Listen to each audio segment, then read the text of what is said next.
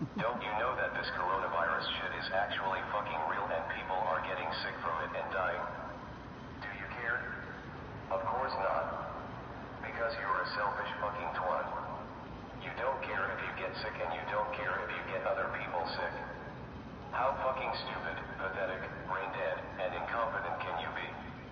You know, the more that you stick your middle finger up to the law, the public health, and your own fucking sickly grandmother, the longer this shit is going to be drawn out, right? We're just going to extend the fucking order as long as you cocksuckers continue to venture out, getting your nasty disgusting germs all over the fucking place and infecting people, instead of quarantining at home like you should be. I want to be able to watch live sports again. I want to go to the bar, the restaurant, the bowling alley, and strip clubs again.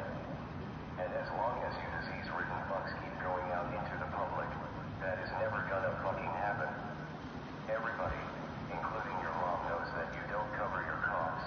You sneeze all over the fucking place and on other people, and you don't even wash your filthy, disease-ridden fucking hands after you masturbate, take a shit, use public door handles, change your tampon, or touch raw chicken.